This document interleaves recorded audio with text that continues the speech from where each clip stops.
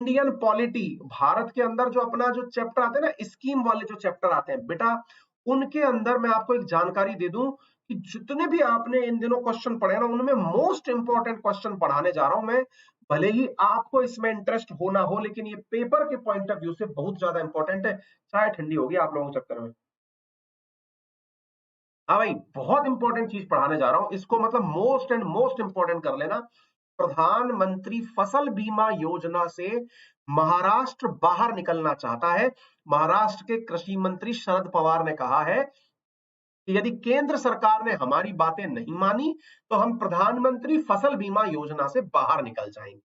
चलिए, तो आज के सेशन में बहुत ही इंपॉर्टेंट विषय है मेरे प्यारे साथियों, गवर्नेंस एंड कॉन्स्टिट्यूशन पॉलिटी से जुड़ा हुआ, पेपर 2 से जुड़ा हुआ, बहुत ही महत्वपूर्ण है। प्रधानमंत्री फसल बीमा योजना से महाराष्ट्र कह रहा है कि यदि केंद्र सरकार ने मेरी बात नहीं सुनी तो हम बाहर निकल जाएंगे। क्या है ये पूरी कहानी, आइए मैं विस्तार से बताता हूं। बहुत ज्यादा इंपॉर्टेंट है मेरे प्यारे साथियों, आइए मैं एक बार करके इस बात को समझाता हूं। पहले ना मुझे एक काम करिए, आप कमेंट बॉक्स में जल्दी से ये बताइए, प्रधानमंत्री फसल बीमा योजना सबसे पहले शुरू कब हुई थी? आप सबसे पहले मुझे ये बताइए। अगर आपको याद हो तो मैं आपको बता दूं, खरीफ की फसल, देखिए भारत में 3 प्रकार की फसलें आती हैं, खरीफ, रबी और जायद, है ना बेटा। खरीफ यानी कि ये जो बारिश के समय जो आने वाली फसल होती है ना, जिसकी बुवाई अब शुरू होगी अप्रैल के बाद और सर्दियों की शुरुआत में जो कटेगी। साथियों, जो खरीफ की फसल है, उस खरीफ 2016 के अंदर भारत सरकार ने प्रधानमंत्री फसल बीमा योजना शुरू की थी। अब आप पूछेंगे उस योजना में था क्या?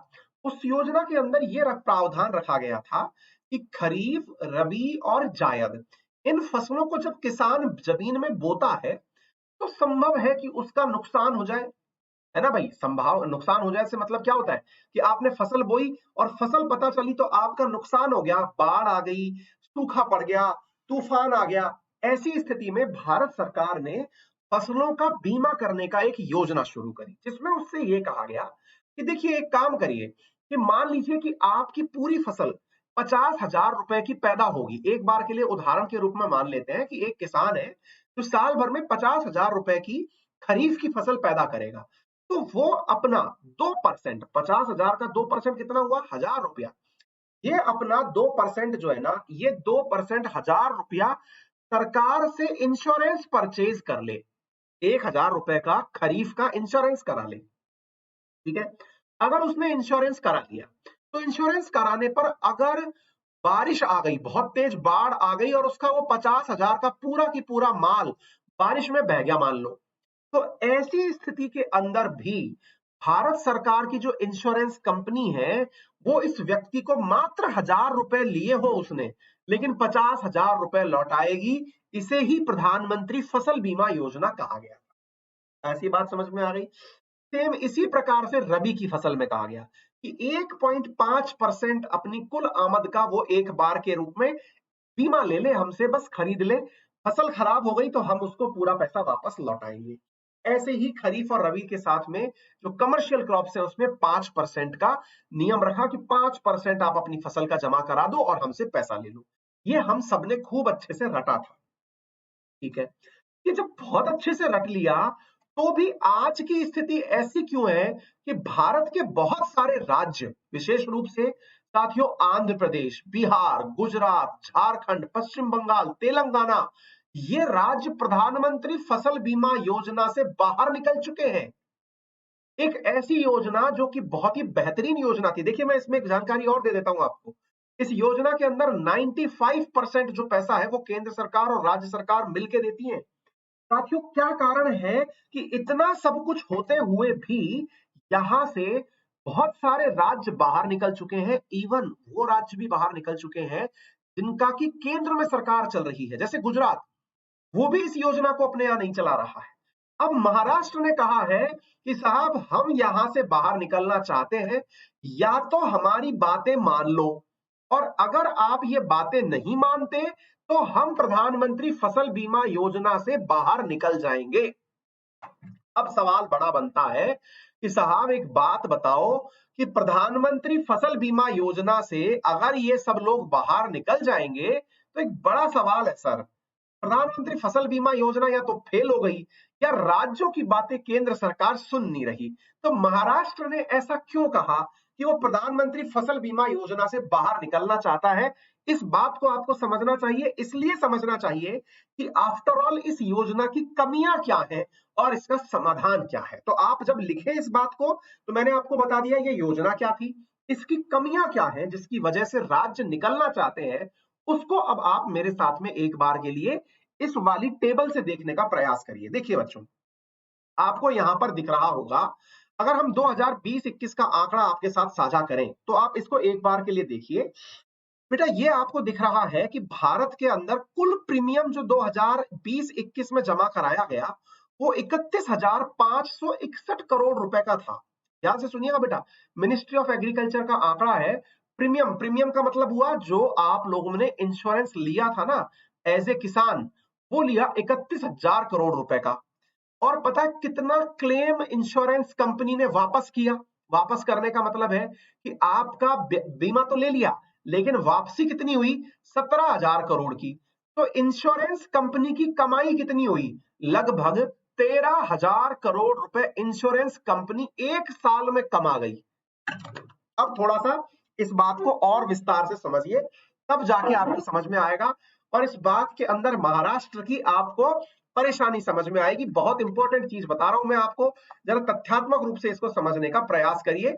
महाराष्ट्र का आंकड़ा उठा करके देखते हैं एक बार के लिए। देखो बेटा, महाराष्ट्र के अंदर 5,800 यानी 5,800 करोड़ रुपए का प्रीमियम दिया गया। अब जिनको ये नहीं पता है कि ये प्रीमियम क्या होता है वो भी मैं बताऊंगा, है ना। इसके साथ साथ मेरे प्यारे साथियों, जो क्लेम सेटल हुए वो 823 करोड़ रुपए के हुए, यानी कि एक प्रकार से बीमा कंपनियों को सीधा सीधा 5,000 करोड़ का मुनाफा हुआ। अब इसका क्या मतलब है, इस बात को मैं आपको थोड़ा सा समझाता हूं, इसको थोड़ा ध्यान से समझिएगा।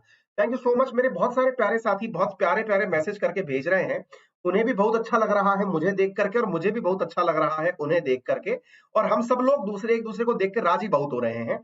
आइए थोड़ा सा जानकारी को आगे प्राप्त करते हैं। देखो बेटा, इसको ऐसे समझो, असल में क्या कहानी है।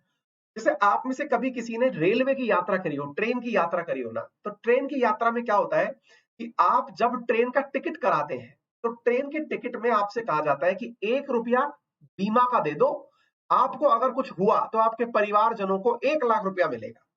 अपन सोचते हैं यार 1 रुपए में 1 लाख रुपए का बीमा हो रहा है, मजा ही आ गया। या फिर 1 रुपए की जगह वो 10 रुपए मांगता है, 10 रुपए बीमा का दे दो, आपको इतना रुपया मिलेगा।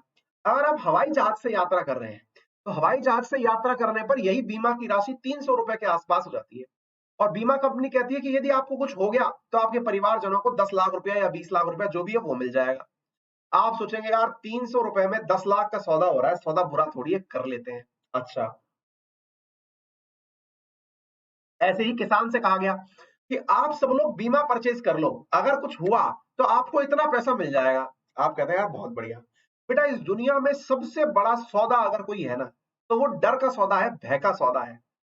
इस भय के सौदे में होता क्या है, आपको पहले डराया जाता है, डराने से आपको लगता है कि यार अब तो जब कुछ बचा ही नहीं, इतने कम दाम में ये सब मिल रहा है, तो ज्यादा जनता डरेगी तो ज्यादा पैसा जमा कराएगी। आप सोच के देखो, भगवान ना करे ऐसा हो, लेकिन ट्रेन की दुर्घटनाएं, ट्रेन की जो यात्रा करने वाली सवारी है ना, भारत में करोड़ों यात्री सवारी करते हैं ट्रेन की, और दुर्घटनाएं ईश्वर ना करे कि हो, लेकिन बहुत ही नॉमिनल होती हैं। ऐसी स्थिति में इतने यात्रियों की जो बीमा राशि मिली और जितना दुर्घटना हुई उसके मुकाबले इंश्योरेंस कंपनी ने बैग भर के पैसा कमा लिया। एग्जैक्टली हवाई जहाज की देखो, जिसकी एक्यूरेसी 99.999% के आसपास होती है कि भाई ये एक्सीडेंट ही नहीं होते, उनमें वो 300-400 रुपए का प्रीमियम ले रहे हैं आपसे सिक्योरिटी के नाम पर, और भाई साहब दुनिया भर में करोड़ों यात्री उड़ रहे हैं अंतरिक्ष आकाश में। भाई साहब बीमा कंपनियों का देखो बल्ले बल्ले हो रहा है। यही किसानों के केस में हो रहा है। किसानों का आंकड़ा आपके सामने है महाराष्ट्र का। महाराष्ट्र के किसानों ने 5800 रुपए का तो प्रीमियम दे दिया कि हमारी फसल सुरक्षित कर लो महाराज, अगर कुछ हो गया तो फसल बचा लेना। लेकिन उनको मिला कितना, जब दुर्घटना हो भी गई तो कितना पैसा मिला? 823 करोड़, यानी कि ज्यादा बड़ी दुर्घटना ही नहीं हुई। कितना नेट प्रॉफिट हो गया कंपनी का, फसल बीमा कंपनी का? 5,000 करोड़ रुपए। आप पूछेंगे तो इसमें फिर महाराष्ट्र सरकार क्या चाहती है? महाराष्ट्र सरकार कहती है कि बेटा ये बहुत हुआ सम्मान, अब सुनो क्या चाहते हैं हम। हम चाहते हैं कि ये जो 5,000 करोड़ रुपए तुम्हारे पास बच रहा है ना, ये पूरा की पूरा पैसा हमें वापस दो। राज्य सरकार को मिलना चाहिए जितना भी इंश्योरेंस में एक्स्ट्रा पैसा कमाया है तुम लोगों ने, वो पैसा राज्य सरकारों को लौटाओ, हम ये चाहते हैं। प्रधानमंत्री फसल बीमा योजना के अंदर जो अतिरिक्त पैसा आप लोग दबा के बैठ गए हो, ये हमें लौटाओ। यानी कि राज्य सरकारों को कुछ भी फायदा नहीं हो रहा, उल्टा नुकसान हो रहा है। अब सोचिए साथियों कि इसका मतलब ये बात तो सही है। तो महाराष्ट्र सरकार ने 3 बातें अपनी गिनाई। पहली बात तो इन्होंने ये गिनाई कि सर डराते ज्यादा है और बीमा कम निकल के आता है, नुकसान किसान का होता है। इससे अच्छा तो ये है हम अपनी फसल बीमा योजना शुरू करें, कम से कम पैसा राज्य सरकार के पास तो आएगा। अभी तो सारी इंश्योरेंस कंपनी और केंद्र सरकार लेके चली जा रही है। दूसरा क्या है कि जो इंश्योरेंस कंपनी जो इंश्योरेंस करती है ना, वो किसान से कहती है कि अगर नुकसान हो गया तो उसकी जानकारी ऑनलाइन दो। ऑनलाइन बेचारे किसान को भरना ही नहीं आता। तीसरा, जब तक किसान जानकारी भरता है तब तक वो टाइम बार हो जाता है, उसको समझ में आता है तब तक टाइम निकल चुका होता है, तो उसको पैसे का बेनिफिट नहीं होता। कई बार कंपनी इंश्योरेंस कंपनी मना कर देती है कि साहब जो है ना, हम आप लोगों को पैसा नहीं देंगे, कारण यह है कि आपका डेटा फेक है। ऐसी स्थिति में अल्टीमेटली किसान का तो नुकसान हुआ। विकल्प क्या दिया है महाराष्ट्र सरकार ने, वो आपको पता होना चाहिए। महाराष्ट्र सरकार ने केंद्र सरकार से कहा है कि आप प्रधानमंत्री फसल बीमा योजना के स्थान पर बीड मॉडल अपनाइए। बीड मॉडल क्या है जरा वो समझ लीजिए। महाराष्ट्र सरकार ने कहा है केंद्र सरकार से कि यदि आपको ये बीमा करना ही है तो एक काम करिए, आप कंपनी से कहिए कि जितना प्रीमियम उसने लिया है किसान से, उसका 110%, मतलब 100%, मान लीजिए 100 रुपया लिया कंपनी ने तो 110 रुपया लौटा है। और अगर जो पैसा उसका ज्यादा खर्च हो रहा है ना 100 से ऊपर का, वो हमसे ले ले, हम देने को तैयार हैं, ऐसा राज्य सरकार ने कहा है, महाराष्ट्र सरकार ने कहा है। क्या आपको मेरी बात समझ में आ रही है? मान लीजिए कि कंपनी ऐसा नहीं मानती, कोई बात नहीं, हम दूसरा ऑप्शन देते हैं बीड मॉडल में उसको, वो जितना प्रीमियम चुकाती है चुका ले, उसके बाद 25% खुद के पास भी रख ले, लेकिन बाकी बचा पैसा राज्य सरकारों को लौटाए, ताकि हम उसके वजह से स्टेट के अंदर फंड का इंक्रीमेंट देख पाए। हमें ऐसा मॉडल नहीं चाहिए जिसमें कि इंश्योरेंस कंपनी तो हमसे कमाए और उसकी वजह से हमें नुकसान हो जाए। इस प्रकार से फॉरेक्स से निकल इससे इस बीमा प्लान से निकलने का योजना बना रहे हैं तमाम राज्य। तो ये अपने आप में बहुत बड़ी न्यूज है। आपको समाधान पता होना चाहिए, समस्याएं समझ में आनी चाहिए। प्रीमियम के लागत में जो राज्य सरकारों को मिलने वाला पैसा है वो तुलनात्मक रूप से बहुत कम है। इस वजह से यह मुद्दा बहुत बड़ा मुद्दा बन जाता है। तो उम्मीद है आप लोगों को यह बात अब तक समझ में आ गई होगी। आंध्र प्रदेश, तेलंगाना, झारखंड, पश्चिम बंगाल, पंजाब, ये कभी पंजाब तो योजना में शामिल ही नहीं हुआ। महाराष्ट्र जो है वो इस योजना से अब बाहर निकलने का प्लान कर रहा है और उन्होंने कहा है कि यदि ये प्लान हमारा मान जाते हैं तब तो ठीक है, नहीं मान जाते तो भी भाई साहब हम जो है खुद इससे बाहर निकल जाएंगे। ठीक है ना? दीपांशु राव लिख रहे हैं सर बीड मॉडल समझ नहीं आया। बेटा बीड मॉडल का मतलब ये है कि पंजाब महाराष्ट्र सरकार कह रही है कि जितना प्रीमियम कंपनी, जैसे आप देखो यहां पर अभी कितना प्रीमियम कलेक्ट किया था बेटा इन्होंने किया 31,561 करोड़ पूरे देश के अंदर, और महाराष्ट्र के अंदर 5800 करोड़ रुपए का प्रीमियम कलेक्ट किया।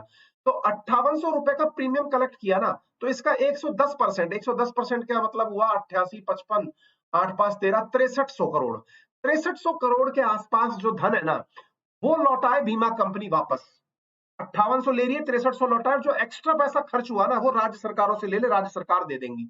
खुद के पास ना रख के बैठे। अभी तो 5,000 करोड़ रुपए कंपनी रख के बैठ रही है, यानी किसानों से ना चाहते हुए भी पैसा कमाया जा रहा है। ऐसा कार्य नहीं होना चाहिए। ठीक है ना? उम्मीद है कि आप सभी साथियों को ये बात अब अच्छे से समझ में आ गई हो। क्लियर है? यहां तक सभी को समझ में आ गया? सभी को बहुत बढ़िया बेटा। रवि, राजभर, कॉमेडी, अनु, विनय, ठीक है ना बेटा? क्लियर है? ये सारी बातें समझ में आ गई ना? मैंने आपको यहाँ तक सारी बातें समझा दी है। एक चीज मैं यहाँ पर और बता देता हूँ। प्रधानमंत्री फसल बीमा योजना के अंदर एक और बड़ा जो ड्रॉबैक था वो ये था कि जो किसान सरकार से ब्याज लेता है या लोन लेता है ना, उसको जबरदस्ती ये योजना बेची जा रही थी। मान लीजिए किसी किसान ने लोन ले रखा है, तो उस लोन लेने वाले किसान के ऊपर ये तो जबरदस्ती चिपका दी कि तू उसको बेटा ये तो करना ही पड़ेगा, इस टाइप से। ठीक है ना? तो इसका भी विरोध हुआ है और महाराष्ट्र का सजेशन अच्छा है। बीमा कंपनियां इस पैसे से कमा रही हैं बहुत सारा पैसा, उससे अब बचना चाहिए। मैं तो पहले ही कहता हूं कि सरकार ने बहुत तरीके से लोगों से पैसे कमाने का तरीका निकाला है। आज आपको नहीं पता, आप सबने प्रधानमंत्री जनधन अकाउंट खुलवाया था, प्रधानमंत्री जनधन अकाउंट आप सबने खुलवाया। आज प्रधानमंत्री जनधन अकाउंट से आप देख लो, आपके तमाम प्रकार के बीमा जुड़े हुए हैं, आपका स्वास्थ्य बीमा जुड़ा हुआ है, दुर्घटना बीमा जुड़ा हुआ है, और जाने कौन कौन से बीमा जुड़े हुए हैं। सरकार उसमें से 1-1 रुपया, 10-10 रुपया, 100-100 रुपया करके उसमें से निकाल लेती है आपका। आप खुश कि कुछ हो गया तो लाख रुपया मिलेगा, लेकिन अब सोच के देखो 10 करोड़, 50 करोड़, 60 करोड़ आबादी का 100-100 रुपया निकाल लिया गया तो कहां पहुंच गए? 6000 करोड़ रुपए तुरंत आपके महीने के महीने निकल रहे हैं। सरकार की चंग चांदी हो रखी है कि बोले बहुत बढ़िया चल रहा है।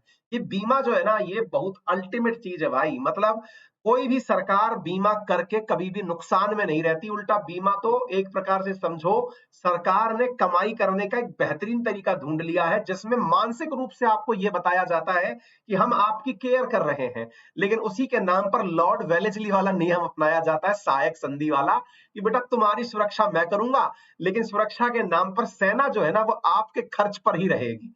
बिल्कुल केंद्र सरकार हो या राज्य सरकार हो, वो बीमा के नाम पर, जब भी बीमा शब्द आए ना समझ जाओ कि जेब पे तो नुकसान आप ही का हो रहा है, फुटेज सरकार खा रही है कि देखो हमने कितने लोगों का मुफ्त में इलाज करा दिया। भैया जबरदस्त चीजें, लॉर्ड वेलेस्ली मॉडल है ये, ठीक है ना। उम्मीद है कि आप लोगों को ये बात समझ में आ जाए।